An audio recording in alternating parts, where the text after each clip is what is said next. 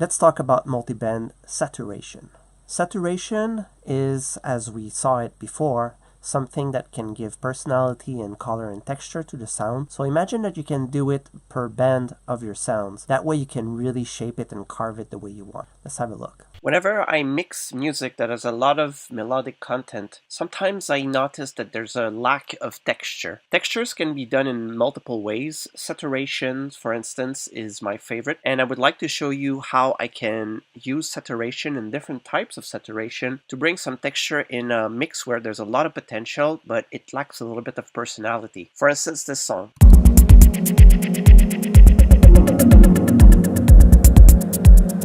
It's beautiful. It's lush, has beautiful pads, melodies, tons of different things going on. But we want to bring that to the next level with a bit of salt and pepper. And what I call my salt and pepper is saturation. I have a few that I could use in here. So I'm going to try to find which one can be used on certain sounds to bring that extra thing that we're looking for.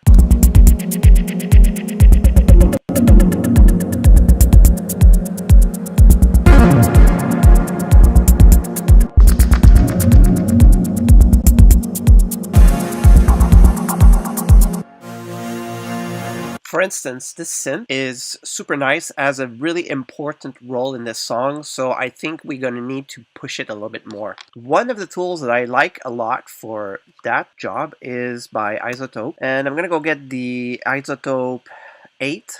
So exciter is another term that you'll hear sometime or read about. It's another way of saying saturation. It's basically the same thing, and the saturation by Ozone, Isotope is the company that makes it, does a fantastic job. Most of all because you can switch it in a mess. And then you have multiple ways of arranging your saturation. So for instance, I'm going to loop this part here where I hear the pad.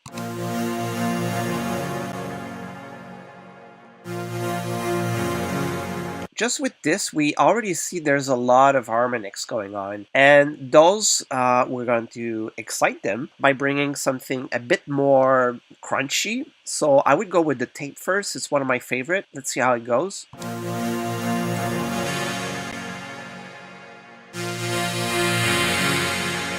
Do you see the difference? It's already a little bit more light, of course, because I'm processing it between 2K and 10K. So of course it's going to bring that part of the sound more bold, more in forefront.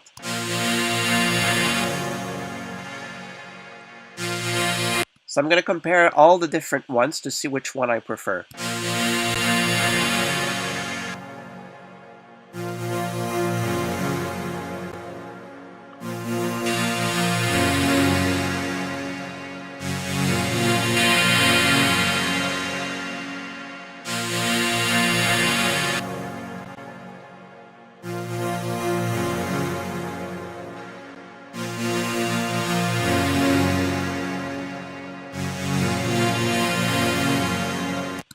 So from all of them, the one that I like the most is the dual triad. That model is not too exaggerated. Of course, I'm not going to leave it at the maximum like this. So I'm going to roll down a little bit, and then I'm going to bring it to about 40%.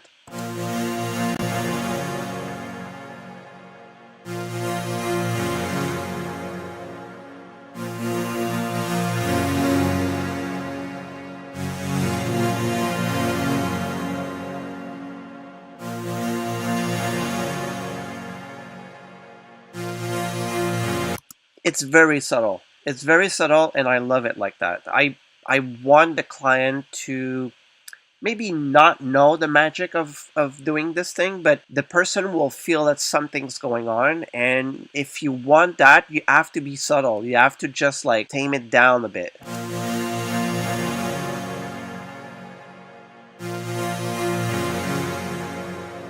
Now I'm going to solo it.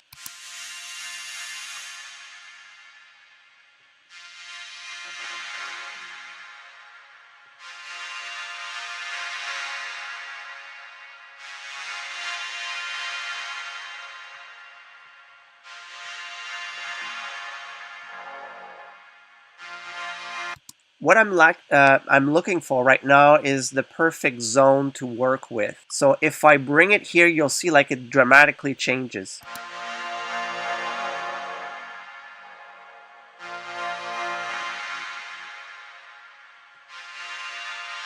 I want to seize the higher mids. I mean, this is kind of like, between 1K and 5K is, to me, higher mids here. It could be a bit further up, but this will do the job.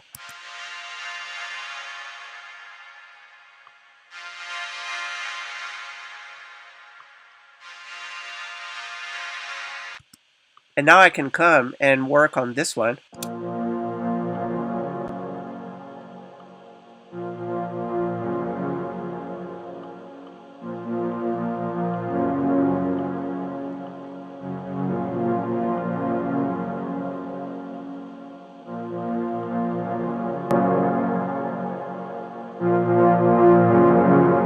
It's pretty crazy how much the retro here is dramatically changing the signal. It brings crunchiness, presence, and saturation is a form of distortion. So you'll see that it automatically brings a part of warmth. So we could, in theory, use this one, but put the mix really low.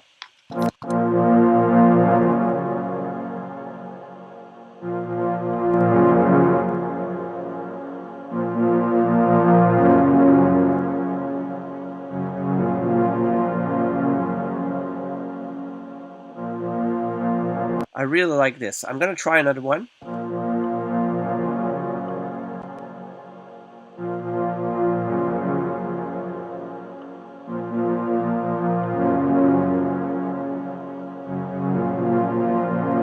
So this could be filed under dub techno. I know that the influences of this guy, I've been working with this client for a few years now, and he's really influenced by dub techno and deeper tech in general. And with that genre of music, what's really interesting is that you'll see there's this crunchiness in pretty much all the aesthetic of those songs. And I'm trying to find what would be the perfect chain for this client. I've been doing that for months now, and sometimes with a client, I notice that he will like it if I do it with a specific approach, and then I will save that as a preset, and will always use the preset as a starting point. But for this exercise, I'm focusing on showing you how I'm defining that preset most of all from scratch.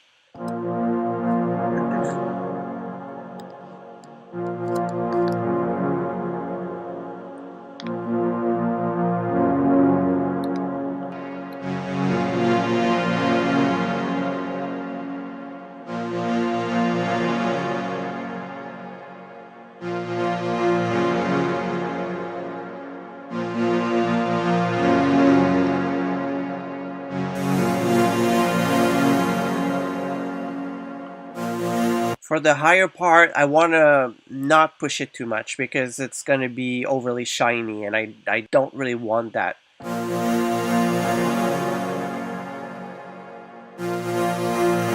The analog model or the warm one are my favorite when it comes to slightly shimmer things and not exaggerate anything. They still bring a lot of warmth.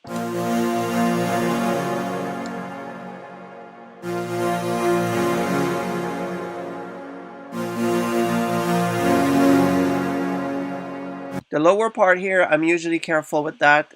Sometimes there's distortion, and I'm gonna try to find like where's the beginning and the end of these two, and after that I'm gonna decide which one I want.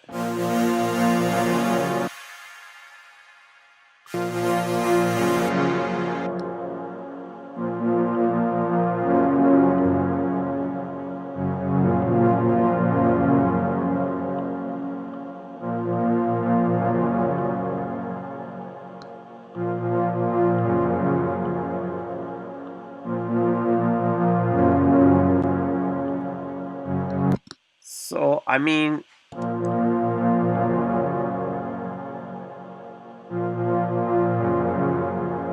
it's hard to say, but about here would be probably what I like the most.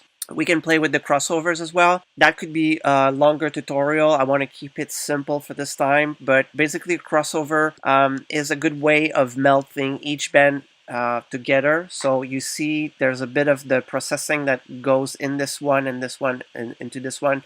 I could make it more sharp so that there's really distinct saturation between each parts, but I'm not a fan of that. I like it pretty open like this. I feel like the overall texture will be more unified. Now we done the mids. So if you're not familiar with mid side, I want to keep it really, really simple for you to understand that the mid part is basically just, it's like in front of you. Just in front of your nose. That's the mid. So if you're in a club or on a huge festival or music like that, the mid is basically right in the middle of the two the two set of speakers on your left and right. And the sides are actually in the position of where the speakers are. This is like my most simple explanation. There's tons of explanation online if you want to read more about mid side. Very interesting. So what I'll do now is I'm going to shape the sound on the sides of the middle part. We really worked on the mid, and now we're going to go for the side. So I'm going to remove all the solos.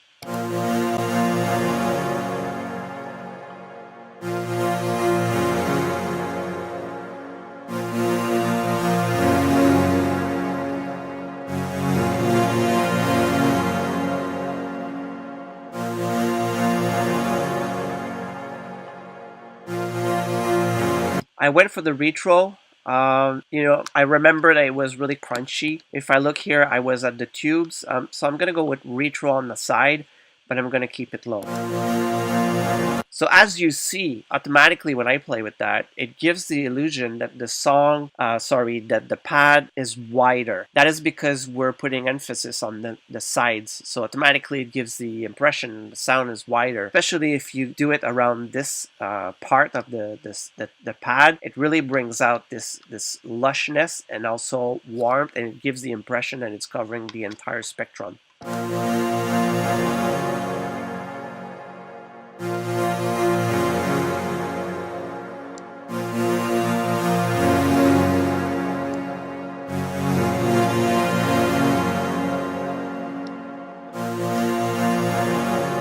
I'm not gonna work with these two sections simply because the sides I prefer when they're not taking too much space in the highs and the lows. There can be problem in the mix down at the end, so I'm just gonna stay with the mid part. It does a better job. So if I look at all this is what it looks like in the end. And of course, because this part is turned off, that's not what we want. So what are we gonna do is we're gonna activate them and just bring down the mix on these side. That was a mistake of mine. Now you got a pretty nice and open pad. Now let's see in context how it sounds like.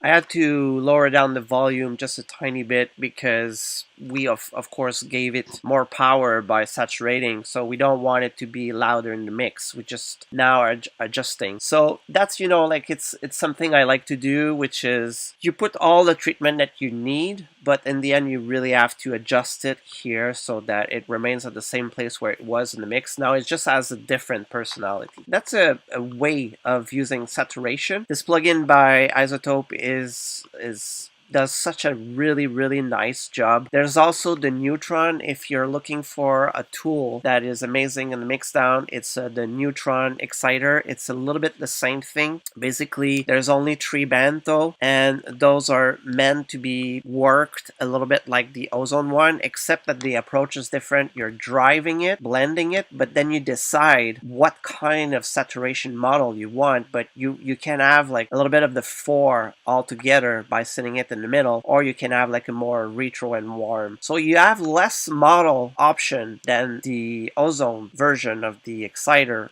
but you can combine 2 models to create a new one, which is pretty nice, and it also brings different texture in itself. Maybe in the future tutorial I'll show you how I use Neutron, and it's a tool that I do use, especially with synths like that. So I hope this was helpful. More tutorials to come.